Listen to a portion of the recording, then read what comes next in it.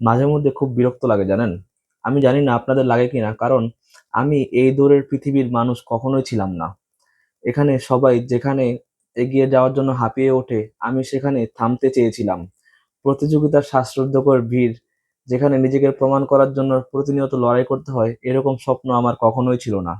আমি চেয়েছিলাম সহজ কিছু।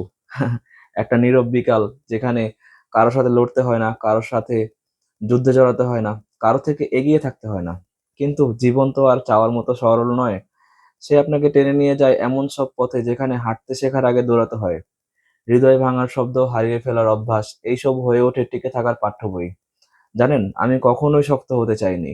চেয়েছিলাম নরম থাকতে, শিমুল তোলার মতো হালকা, বাতাসে ভেসে যাওয়া এক টুকরো শান্তি হয়ে। কিন্তু এই যান্ত্রিক পৃথিবী কোমলতার মূল্য দেয় না। সে শিখায় কিভাবে নিজেকে শক্ত খোলসে আটকে রাখতে হয়, যেন আঘাতগুলো কম লাগে। এখানে বেঁচে থাকাটা এক ধরনের যুদ্ধ। আর সেই যুদ্ধে জিততে হলে অনেক সময় নিজের ইচ্ছে, নিজের স্বপ্ন সবকিছুকে একটু একটু করে হারাতে হয়। নির্ভরতার নামে আমরা যে লড়াই চালিয়ে যাই, সেখানে কেউ কাউকে সত্যিকারের আশ্রয় দেয় না। শুধু টিকে থাকার জন্য সবাই নিজে নিজের যুদ্ধে ব্যস্ত থাকে। তাই মাঝে মধ্যে মনে হয় এই জীবনটা আমার চাওয়া ছিল না কখনোই।